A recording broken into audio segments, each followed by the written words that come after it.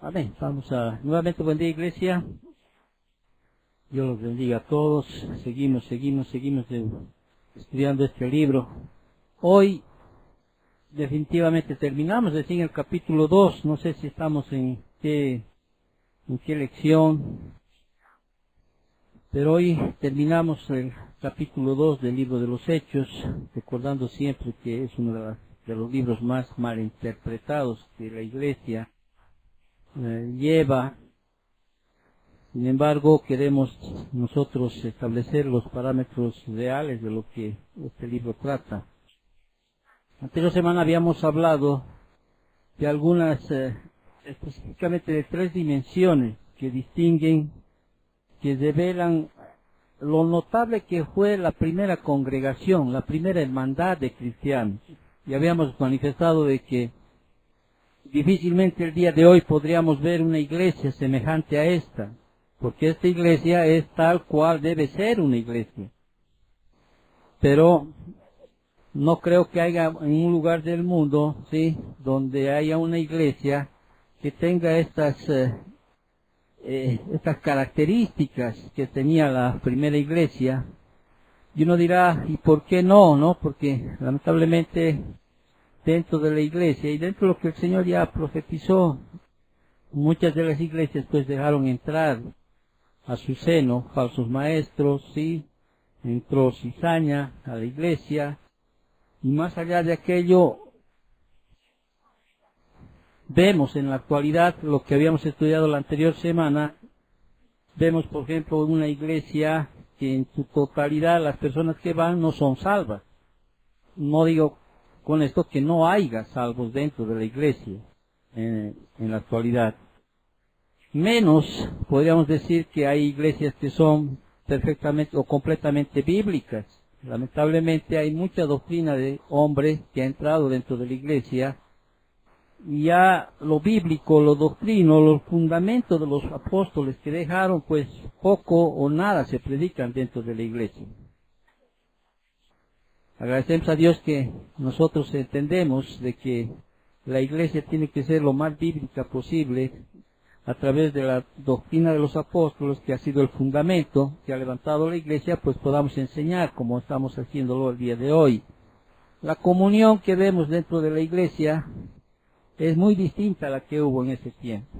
La comunión generalmente dentro de las iglesias de las que hemos estado o hemos podido vivir, realmente ya son como grupos dentro de una iglesia, ¿sí? Hay grupitos aquí, hay grupitos allá, un grupo con hermanos que tienen su mismo quizá pensamiento, su mismo entender o cualquier cosa.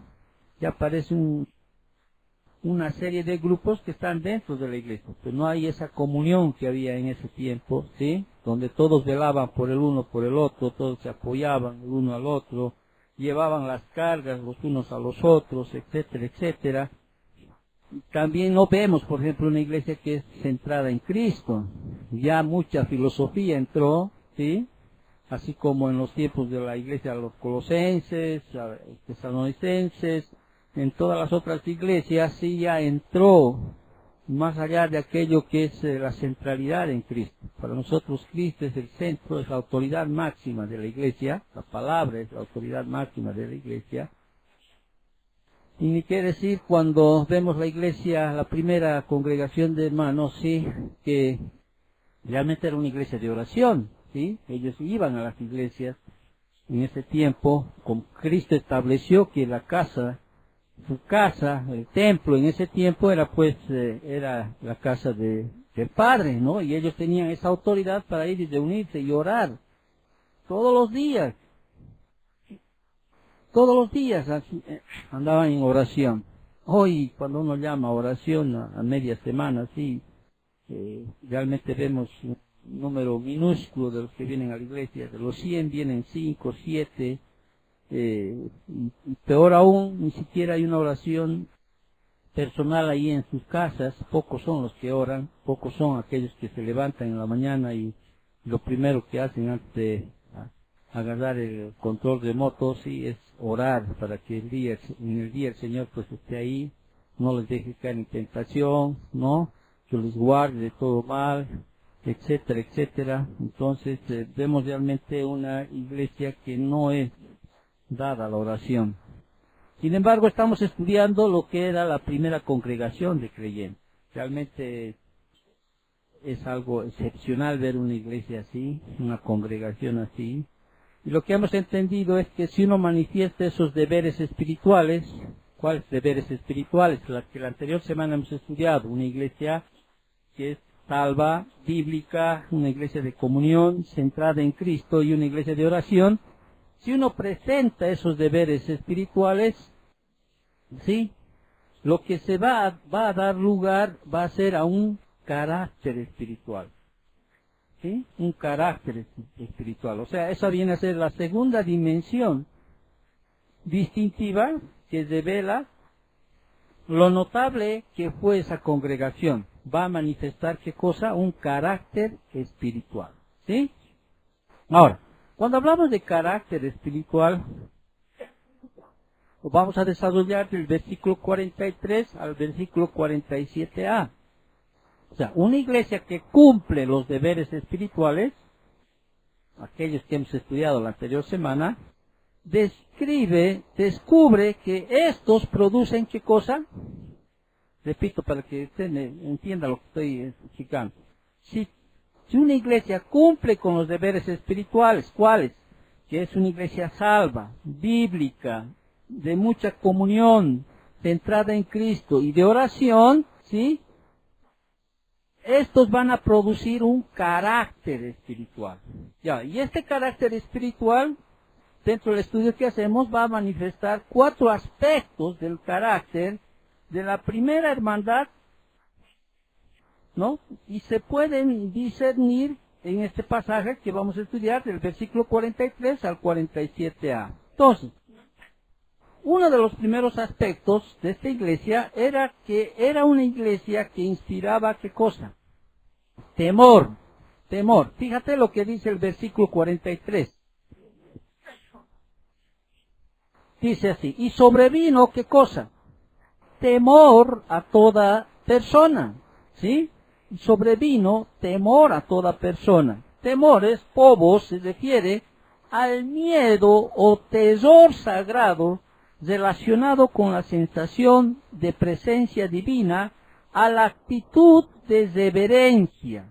Entonces, esta palabra temor a veces se puede utilizar como miedo. Nosotros entendemos temor, ¿no?, al miedo, y también entendemos un aspecto de lo que es ese temor reverencial, de no dañar, ¿sí?, ¿no?, de tener ese miedo, como podemos nombrarlo, de fallar a alguien que es digno de reverencia, ¿no es cierto? Pero sin embargo tenemos que entender que aquí en el libro de los Hechos, por ejemplo, en Hechos capítulo 5, versículos 5 y 11, esta palabra describe, por ejemplo, la reacción que tuvieron ante las muertes de Ananías y Zafira. ¿Se acuerdan? Más adelante vamos a estudiar cuando ellos vendieron parte de su propiedad, ¿sí? Y no es porque no dieron en su totalidad los recursos que ellos habían generado que produjo la muerte, sino que ellos mintieron al Espíritu Santo, y más adelante vamos a ir esto mostrando, pero sin embargo, eso causó en las demás personas, ¿qué cosa? Temor, ¿sí? Wow, ese temor, ahí en Hechos 5:11. Y también, por ejemplo, esta palabra es mencionada en el 19:17, cuando describe la reacción de los ciudadanos de Éfeso ante el ataque propinado por un hombre endemoniado a algunos judíos exorcistas. ¿Te acuerdas? Algunos hombres quisieron sacar un demonio de un hombre, ¿sí? Y ahí el demonio todavía dice, yo a Pablo conozco, pero ustedes, ¿quiénes son? Y entonces todas las personas que estaban alrededor también tuvieron, dice, miedo, tuvieron temor, ¿no es cierto?, de esa situación.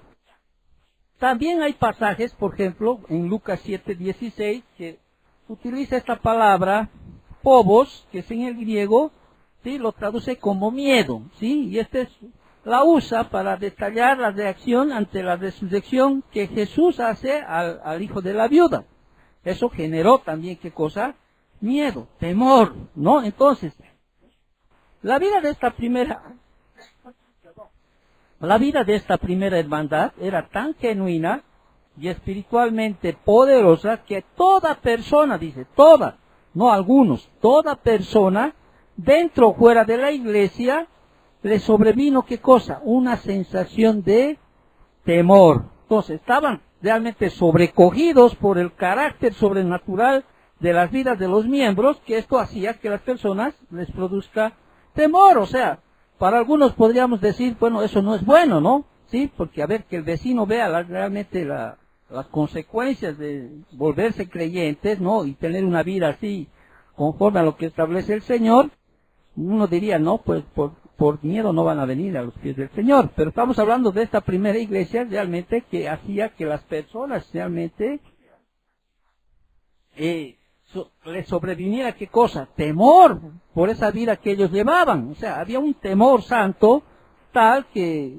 muchos de ellos habrán tenido que pensarla 2, 3, 4, 5 veces antes de qué, de abrazar, ¿no es cierto? O sea, el evangelio y abrazar el sistema de vida que iba a conllevar de ahí en adelante. Entonces, pero ese efecto realmente es aquella que debería producir, ¿no? Cuando los dones espirituales funcionan de una forma adecuada. Por ejemplo, en 1 Corintios capítulo 14, versículos 24 y 25, eso establece que cuando uno realmente pone en evidencia el don que Dios te ha dado, o la predicación que uno da, debería producir en las personas temor. Pero si tú te das cuenta, la mayoría de los predicadores lo que menos quieren hacer es ¿qué cosa? Ponerle temor, ¿no es cierto? Y lo menos que quieren hacer es causar en ellos un miedo o temor, ¿sí?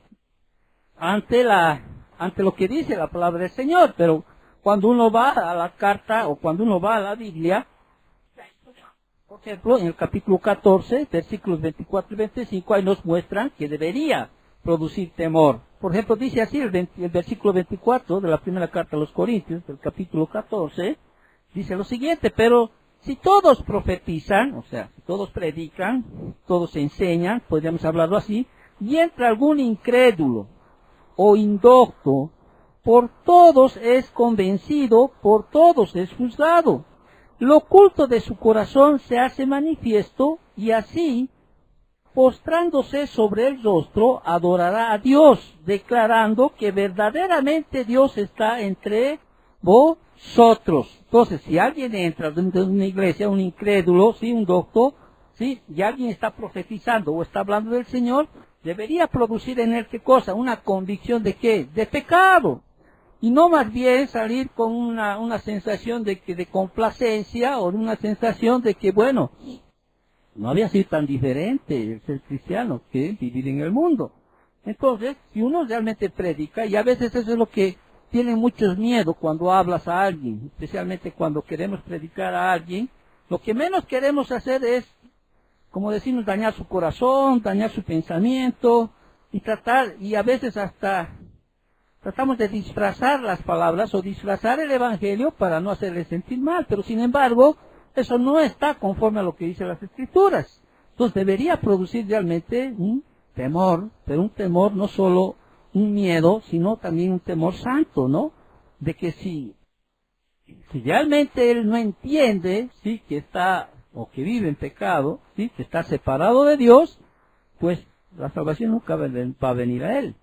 Entonces, eso es nuestro deber. No importa si pierdas después tu única oportunidad, porque a veces pensamos que va a haber una segunda oportunidad, y por eso es que a veces uno quiere, como decimos, quiere disfrazar o quiere adornar las palabras que quieres decirle, y no es dado eso, según la palabra. Tienes que, de alguna manera, no solo lo que tú tienes que hablar, producir ese temor, sino tu vida misma. Entonces, la vida que llevaban la primera generación de cristianos hacía que las personas, todas las personas alrededor, sí, les produciese temor.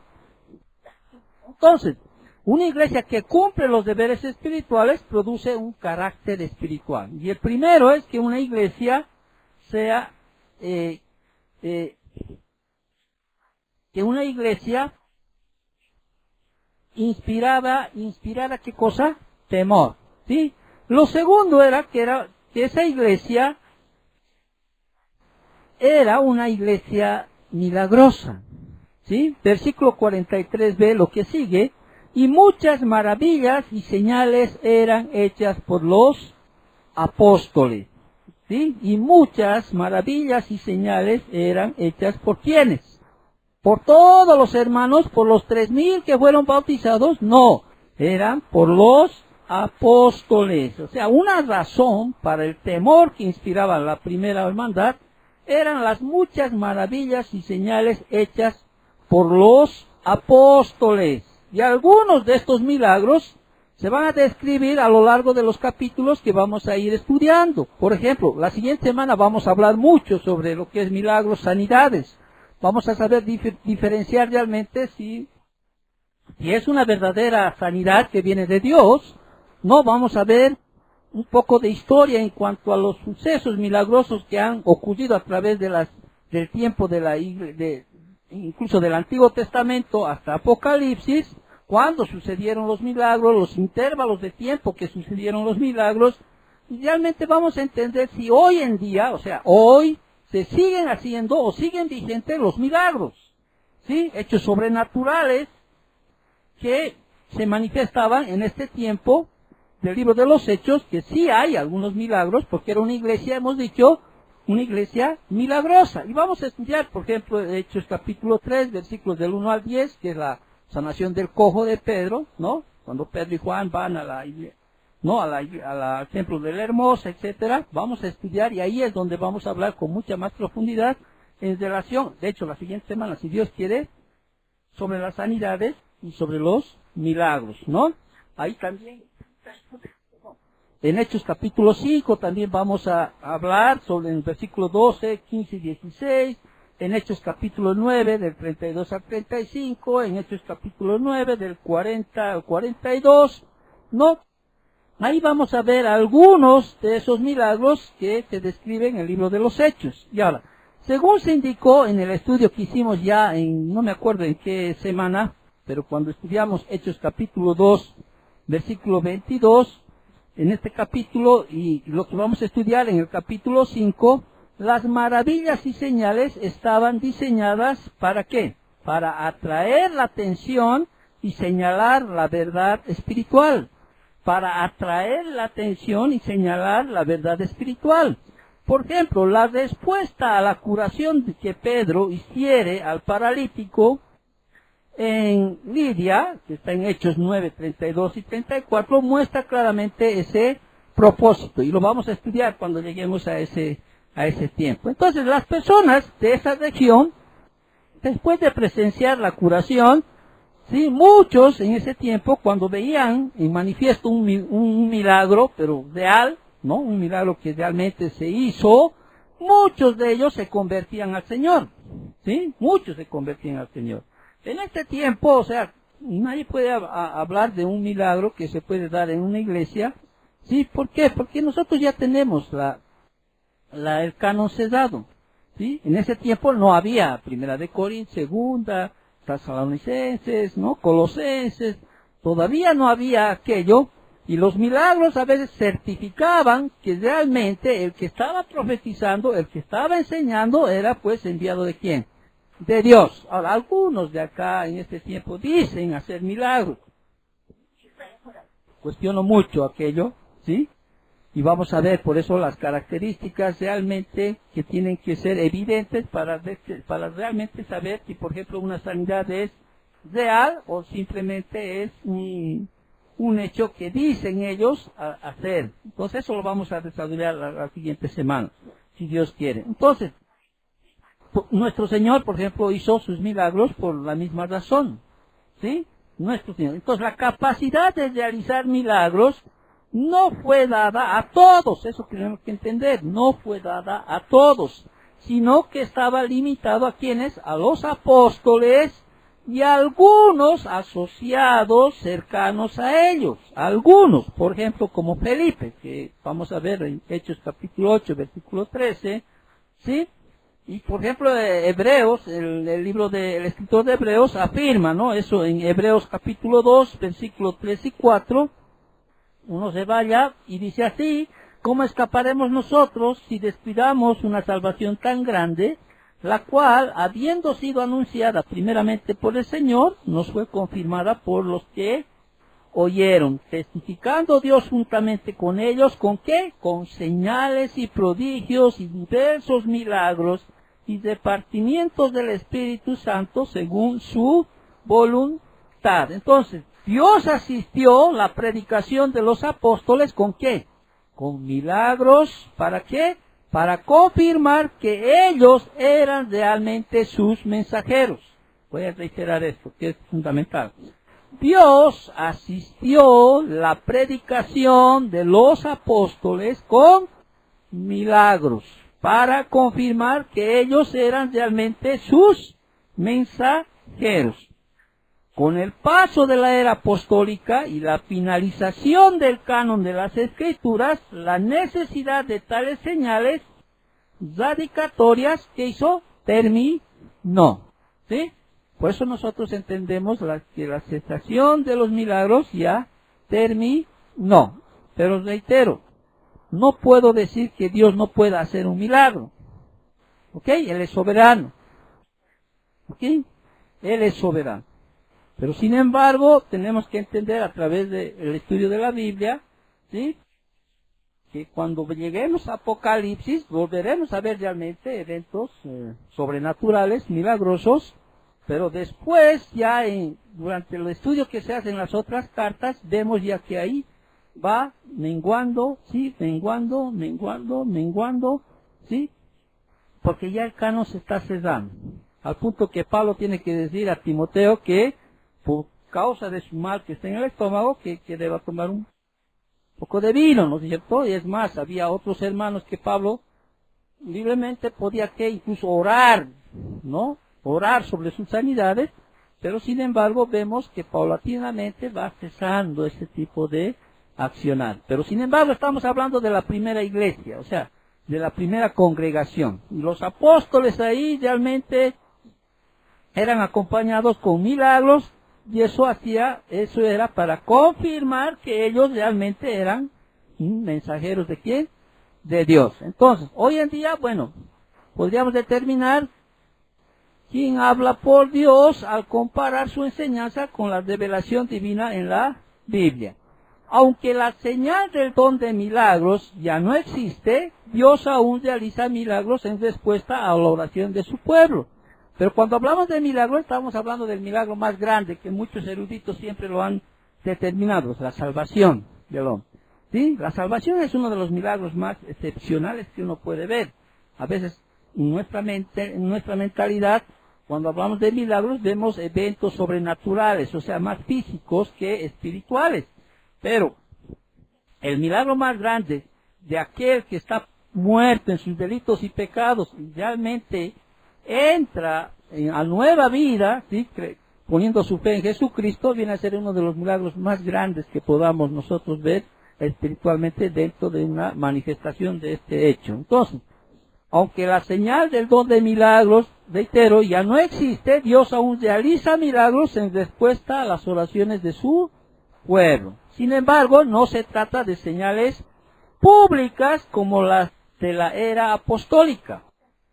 Es más grande de todos los milagros, ¿cuáles? Dije, se realiza actualmente en la transformación de pecados rebeldes en sus hijos amados, quienes empiezan a volverse como su hijo. Entonces, tales milagros ocurren en la vida de la iglesia, que está comprometida con el cumplimiento de sus deberes espirituales. Entonces, más adelante la siguiente semana vamos a hablar mucho más de este tema, en cuanto a sanidades y milagros. ¿Por qué va la siguiente semana? Porque la siguiente semana vamos a entrar a ese hecho milagroso que hace Pedro, ¿no?, Juan, ¿no?, cuando van al templo de la Hermosa y ahí ven a un cojo de nacimiento, ¿no?, y ahí vamos a poder dar algunas características o algunos lineamientos de cómo podemos realmente diferenciar si es una sanidad bíblica de una que no lo es. Y que vemos en algunas, en la televisión, ¿no?, vemos de algunas que realmente no lo son. ¿Por qué? Porque no cumplen con las características que la Biblia nos muestra en su palabra. Bien, entonces, una iglesia si cumple sus deberes espirituales, produce, hemos dicho, un carácter espiritual. Va a ser una iglesia que inspira temor, era una iglesia milagrosa, y tercero, era una iglesia participativa, o podríamos decir una iglesia colaboradora. Por eso dice el versículo 44 al versículo 46. Vámonos al libro de los Hechos, que estamos estudiando. Dice así el versículo 44, dice, todos, dice, los que habían creído estaban juntos y tenían en común todas las cosas y vendían sus propiedades y sus bienes y los repartían a todos según la necesidad de cada uno, y perseverando unánimes cada día en el templo y partimiento el pan en las casas, comían juntos con alegría y sencillez de corazón. Entonces era una iglesia participativa, colaboradora. En estos primeros días, antes de que las contiendas y divisiones afectaran a la iglesia, porque más adelante sí afectó, ¿no? Y un ejemplo más claro es la iglesia de los Corintios, por ejemplo, que estaban totalmente divididos, contiendas aquí, contiendas allá, ¿no? Así como en otras iglesias también. Acá esta primera generación de creyentes, todos, dice, todos los que habían creído estaban juntos, o sea, poseían no solo una unidad espiritual, sino también una identidad práctica. No es como se ve, por ejemplo, en la actualidad, ¿no es cierto? Cuando hay algún miembro, alguien de la iglesia está pasando alguna situación, muy fácil es salir y decir, voy a orar por ti, ¿no es cierto? Pero en este caso no solo había una unidad espiritual, sino también una identidad práctica. Y ahora, obviamente, tenemos que aclarar lo siguiente, que tuvieron en común, dice, todas las cosas. Ahora, no indica, como algunos creen, una vida comunitaria. No indica aquello, el contexto, una vida comunitaria. La primera hermandad cristiana no era una comuna, ni el pasaje apoya esta idea. La familia, no la comuna, es la unidad básica en el diseño de Dios.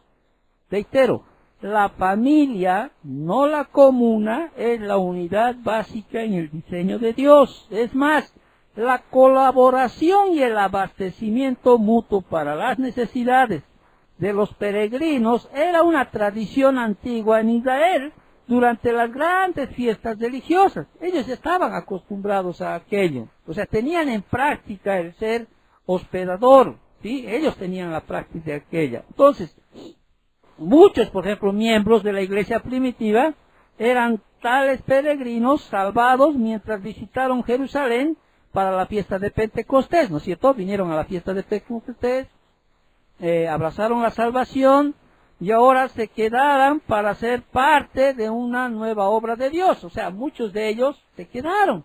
Muchos de ellos incluso perdieron quizás hasta sus bienes, sus herencias, etcétera. ¿Por qué? Por haber abrazado públicamente la fe en ¿quién?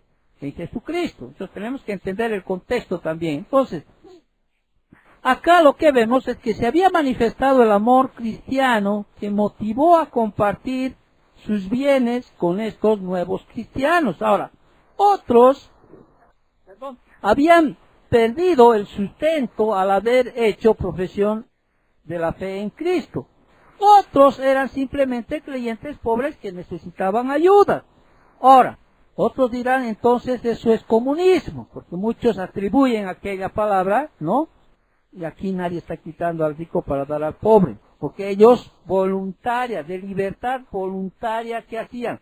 Vendían, ahora no vendían su casa para quedarse sin casa, no, si tú lees el versículo 46, muchos de ellos compartían el pan, ¿en dónde? En sus casas, ¿sí? O sea, de manera entonces que aquello no fue una forma primitiva de comunismo, lo que evidencia el tiempo imperfecto que denota acción continua pasada de los verbos traducidos vendían y repartían, ¿sí? En ningún momento vendieron todo ni juntaron lo recaudado en una olla común. Además, en el versículo 46, cuando uno lee, clarifica que las personas aún poseían casas. Por eso dice, y perseverando unánimes cada día en el templo y partiendo el pan en las casas. ¿Te das cuenta? Comían juntos con alegría y sencillez de corazón. Entonces, lo que realmente sucedió fue que se vendían propiedades personales según la necesidad de cada uno.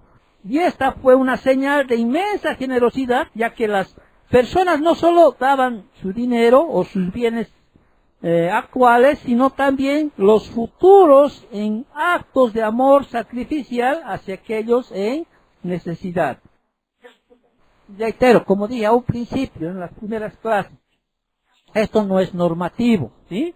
El hecho de que seas cristiano no indica, o en ninguna parte, ninguna epístola más adelante indica que tú tengas que vender tus propiedades y darle al pastor o darle a la iglesia para que él pueda disponer de aquello. No, este era un acto de ¿qué? Voluntario de cada uno, no es normativo. ¿Estamos entendiendo? Así que no es normativo. Ahora, ¿tiene una aplicación? Sí, ¿no es cierto? Tiene una aplicación en el sentido de que, lamentablemente, por ejemplo, hay hermanos no en esta iglesia, sino en muchas iglesias, que sus iglesias están caminando de alquiler en alquiler, de aquí a para allá, y hay hermanos que tienen hasta 10 propiedades, ¿sí? Y dicen ser, que aman a Dios, y no les costaría nada, por ejemplo, agarrar una, no está diciendo que tampoco es obligación, pero dentro del amor que pueda dar, ¿no? Agarrar una y, bueno, ponerle ahí al servicio de quién, de las cosas del Señor, ¿no es cierto? Pero no es normativo aquello. Entonces, tenemos que entender aquello. ¿Sí? Pero en la iglesia primitiva vendían. Uno podría usar este texto, pero está usando fuera de contexto, ¿para qué? Para inducir a las personas a que puedan hacer tales cosas, y eso no está bien, no es bíblico, porque uno no es normativo aquello. ¿Ya? Un aplicativo en el sentido de que tú realmente, si esta iglesia amaba tanto a sus hermanos, que algunos de ellos, conforme a la necesidad que veían en ese tiempo, porque había que darles alimento a aquellos que se volvieron a Cristo, pues lo hacían, ¿no es cierto? Lo hacían. ¿Cuántas retribución habrán tenido ahora dentro de lo que establece la palabra, ellos ya en el reino de Dios? O sea, entonces, reitero, en ninguna otra iglesia descrita en Hechos se repitió este patrón de vender propiedades. ¿Sí? No se repite esto. No hay un hecho escrito en ninguna otra carta para hacer aquello. Ahora, obviamente sí hay, o se describe una clase parecida de generosidad hacia los pobres de Jerusalén en la segunda carta de los Corintios, ¿no? Capítulo 8 y 9 especialmente, donde Pablo, ¿qué hace? Llama a la iglesia a que ellos puedan ofrendar, ¿para qué? Para ayudar a los pobres que están en Jerusalén, ¿no? Y da toda una enseñanza de lo que es la ofrenda en este caso. Pero el hecho, reitero, de vender tu propiedad, ¿sí? No es algo que sea normativo. ¿Estamos bien claros en esto, no es cierto? Ahora, no solo estoy hablando de propiedad, ¿no? De cualquier otra cosa también que se puedan inducir a hacer aquello.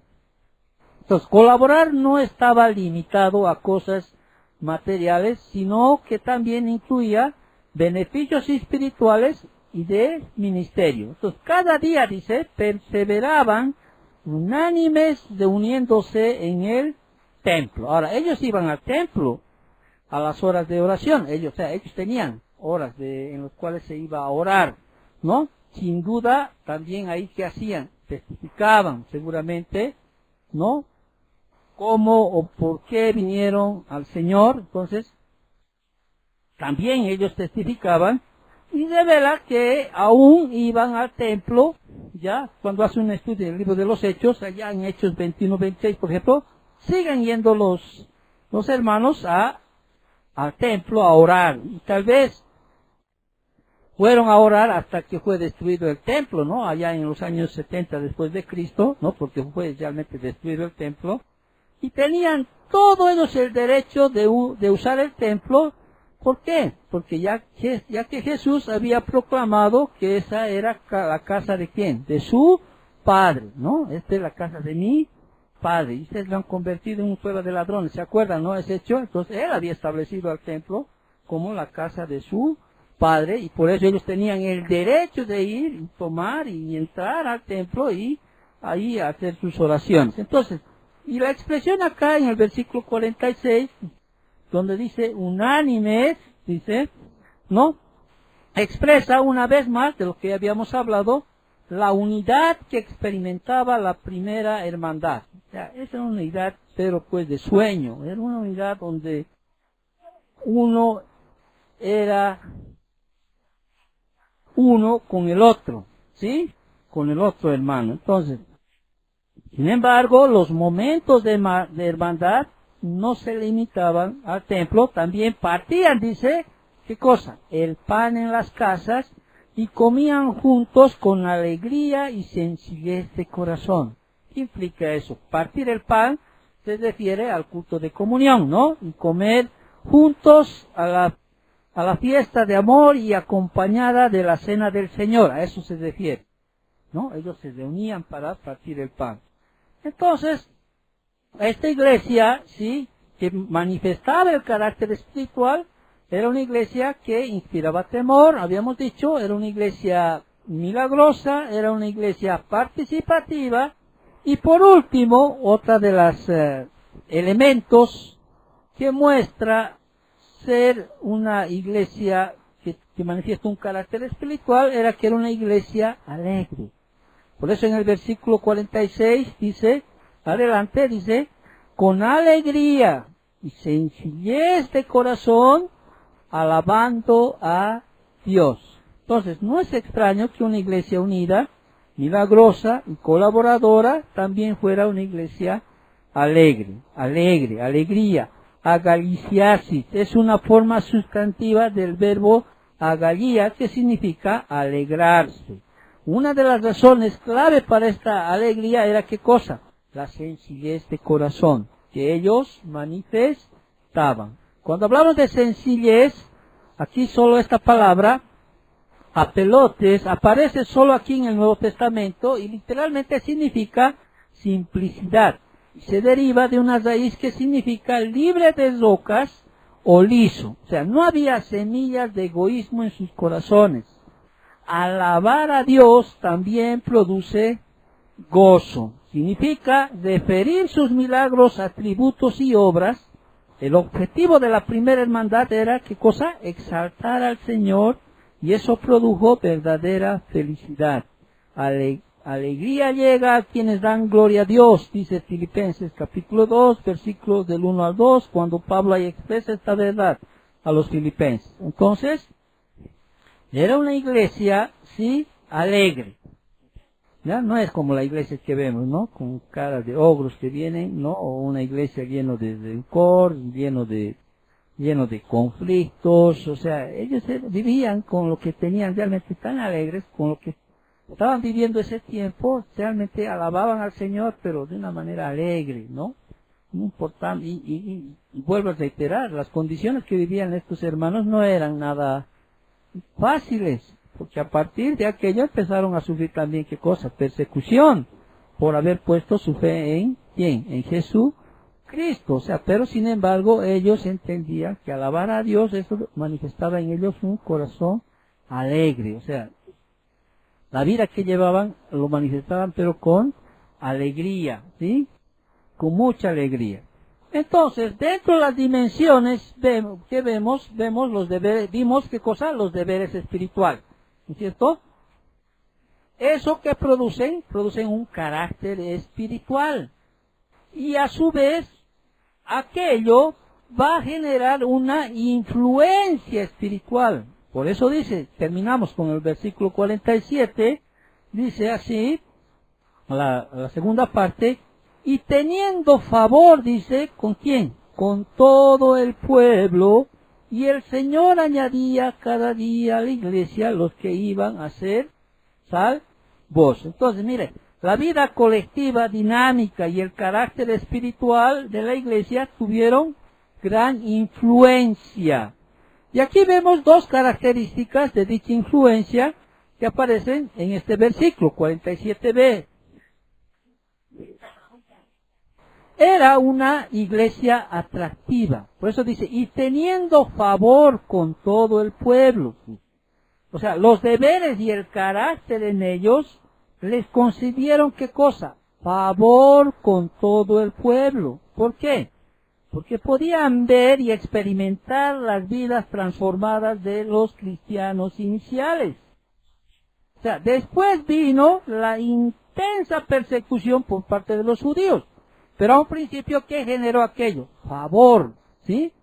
Favor. O sea, los primeros creyentes realmente demostraron lo que el Señor Jesucristo siempre dijo, ¿no? Y en esto conocerán todos que sois mis discípulos, que si tuvieran amor los unos con los otros. Juan 13:55. Entonces, a un principio, la comunidad, o sea, las personas de alrededor, realmente tuvieron favor con todo el pueblo. ¿Por qué? Porque ellos conocían a Dios y confiaban en Él, el Creador de los cielos y de la tierra, que no tiene a quien lo iguale. Imagínate, un grupo de personas, ¿sí?, que profesan la fe en Jesucristo y empiezan a no adulterar ni a cometer inmoralidad, que era bastante fuerte en ese tiempo, porque había hasta templos, ¿no?, dedicados a esas cosas. Un grupo de personas que ponieron su fe en Cristo, sí, que no daban falso testimonio, que no malversaban, que no codiciaban lo que no les pertenece, que honraban a su padre y a su madre, que hacían bien a sus prójimos, que juzgaban rectamente, que no adoraban ídolos, no hechos a imagen humana, que no hacen a los demás lo que no quieren que les hagan, que no comen lo sacrificado a los ídolos, que hacen bien a sus enemigos, que siguen con toda humildad, con alegría, no existía falsedad entre ellos, proveían para las necesidades del hermano afectado por algo, agradecían a Dios por todo. O sea, imagínate tú dentro del contexto lo que las personas veían en esta primera comunidad. Algo que no ven, ¿no? No es decir, con una reacción torpe que haces, ¿sí?, puedes destruir todo los testimonios de decir soy cristiano. Pero en ese tiempo, imagínate, a partir de aquello, vemos, ya me imagino yo las personas que veían y cómo porque no ha debido ser nada secreto que alguien, por ejemplo, haga su propiedad, una de sus propiedades, venda, dé a los apóstoles, ¿no? Y con eso compren alimentos, vengan gente pobre, empiecen a compartir, o sea, como hermanitos ahí, y empiecen a decir, ya no aquello, ya no hago esto, mi vida es otra. Entonces, y obviamente, dentro de la perspectiva, pues ganaron el favor a un principio de quién? Del pueblo, ¿no? Del pueblo. Claro, obviamente que más adelante, o sea, y empezó la persecución a esta iglesia. Pero vemos en el transcurso de la iglesia, estos eran verdaderamente salvos, ¿no? Y por eso perseveraban, dicen la doctrina, o sea, perseveraban en ese modo de vida, perseveraban en aprender la doctrina que se les había dejado. Entonces, todo eso hizo a un principio que ganaran el favor de las personas. Pero después vino ya la persecución. Entonces era una iglesia atractiva, ¿no? Era una iglesia. Obviamente era tan atractiva, pero también por otro lado había temor, ¿no? Vaya, mira lo que pasa a ellos, ¿no? O sea, mira, ahí verlo caer ahí a Zafira y a Ananías porque habían mentido al Espíritu Santo, no porque no habían dado aquello. Entonces había un temor, y temor incluso hasta de cambiar su forma de vida, ¿no? O de dejar las cosas que ellos tenían. Pero sin embargo nos muestra aquí es que esta primera iglesia era una iglesia muy atractiva. Y también al final del versículo 47 dice que esta era una iglesia creciente, y por eso dice, y el Señor añadía cada día a la iglesia los que habían de ser salvos. Entonces, aquí la evangelización eficaz fue el efecto definitivo de los deberes espirituales y el carácter de la primera hermandad. que el Señor añadía cada día a la iglesia los que habían de ser salvos, que nos recuerden que Dios es soberano en cuanto a qué, a la salvación. Él es el que da el crecimiento, ¿no? Él es el que da el crecimiento. Por eso dice en Hechos 5:14, y los que creían en el Señor aumentaban más gran número así de hombres como de mujeres. ¿Quién da el crecimiento en la iglesia? Es el Señor. ¿Sí? Ahora, tú podrás ver ahora iglesias que pueden crecer en alguna una actividad, podrían crecer 100 personas que pueden supuestamente venir a los pies del Señor, ¿sí? Pero si de por medio hay estrategias humanas, simplemente son hombres que han sido convencidos por el hombre y no realmente hombres que el Espíritu Santo haya dado convicción realmente de pecado. ¿Sí? El Señor es el que añadía cada día, dice. ¿Sí? En su soberanía es el que añadía. Y aquí el tiempo imperfecto del verbo traducido, añadía, junto con la frase cada día, indica que las personas continuamente se salvaban al observar la conducta diaria de los creyentes. ¿Sí? Estaban tan unidos, eran alegres, llenos del Espíritu, que su misma existencia era un testimonio poderoso de ¿qué? De la verdad del Evangelio. Entonces, la verdadera evangelización fluye de la vida de una iglesia sana. ¿Ok? Entonces, lo que vimos conforma una iglesia sana y creciente digna del nombre. La adecuada devoción a los deberes del Espíritu produce el apropiado carácter, el cual a su vez origina un poderoso y salvador efecto en los pecadores. Resumo todo para terminar este capítulo 2. Cuando una iglesia manifiesta deberes espirituales, ¿cuáles? Es una iglesia realmente salva, ¿no? Con miembros salvos, ¿sí? Que sea una iglesia bíblica, en lo más que pueda, totalmente bíblica. Que sea una iglesia que realmente manifieste, que sea una iglesia de oración, que sea una iglesia de comunión, que sea una iglesia centrada en Cristo. Si eso va a manifestar ¿qué cosa? Un carácter espiritual. Y va a ser una iglesia que inspire temor, va a ser una iglesia milagrosa, una iglesia participativa, colaborativa entre sí, entre los hermanos, y de la misma manera hacer una iglesia que sea alegre. Y esto va a traducir en una influencia espiritual, o sea, no vas a tener la necesidad incluso de invitar a la iglesia. Si van a ver en ti manifestar por lo menos estos tipos de elementos en tu vida, ¿sí? Ellos van a venir, ¿sí?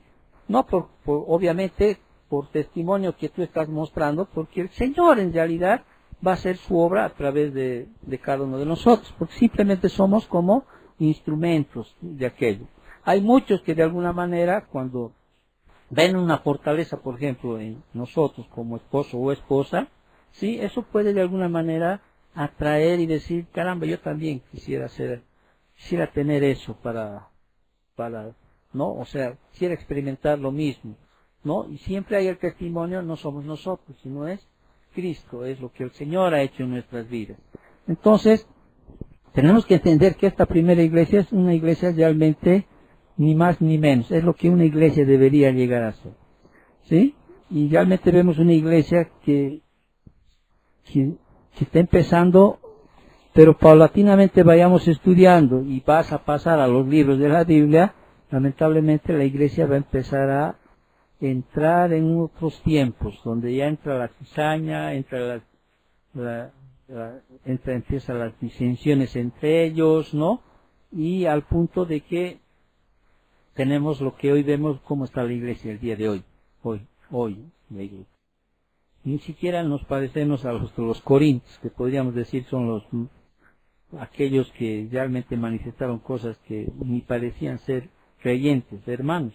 Pero hoy, en esta actualidad, el 2025, realmente estamos están o estamos, no voy a apartarme porque podría ser muy, como decir, muy petulante en el sentido, realmente están muy apartados de lo que realmente debería ser una iglesia conforme a las Escrituras. Amén.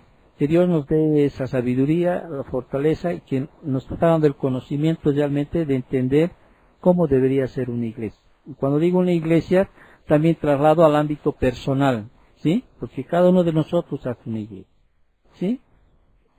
Persevera, sé perseverante en la elección que has tenido, ¿sí? Sé perseverante. Trata de caminar en lo más bíblico posible de las Escrituras, ¿sí? Tu vida siempre esté centrada en Cristo Jesús. No dejes de tener comunión con el hermano, ¿sí? No dejes. Y tu vida de oración tiene que estar ahí permanente en ti cada día. Eso va a mostrar y va a generar un carácter espiritual en tu vida. Un carácter espiritual que alrededor de muchos quizá va, en vez de manifestar temor, va a manifestar quizá envidia o odio o descelo, ¿sí? Pero ese temor tú vas a mostrar a quién, al Señor, ¿sí? Porque a Él es el que tienes que mostrarlo. Ese reverente temor a fallarle, ese reverente temor a quebrantar sus principios, sus mandamientos. No somos, nadie de nosotros es perfecto, pero ese temor a fallarle al Señor tiene que estar siempre ahí en tu corazón, tiene que estar ahí, ¿no es cierto? Y quizá eso va a influir después, no sabemos en qué momento va a influir en alguna persona que va a ver algo en ti, algo distinto como persona y puedas llegar a ser ese instrumento para que él también pueda abrazar, ¿no? Aquello que tú has abrazado, más para tu salvación, ¿sí? Más para tu salvación. Oremos para terminar. Gracias, papito, por este tiempo, por permitirnos terminar este capítulo 2. Dios mediante, Señor, si tú así lo estableces, Padre, el día siguiente domingo, pues podamos seguir continuando el estudio y podamos de alguna manera dar claridad a algunos eventos o algunas situaciones, posiciones, Señor, que tienen en este tiempo. Restaura nuestra salud, papito. Estamos pasando una situación muy difícil, pero, Señor, entendemos que tú manejas los tiempos, tu providencia siempre está delante de nosotros, y lo único que nos queda es siempre agradecerte, Padre Dios. Gracias, papito Dios, por todo. Bendecimos este tiempo en nombre de Cristo Jesús. Bendice las ofrendas, bendice a nuestros niños, cuídalos, protégelos, papito Dios. No los dejes caer en tentación, líbralos de todo mal y pues Dios mediante, Señor, pues la siguiente semana estamos nuevamente. Gracias, Padre, en nombre de Cristo Jesús. Amén.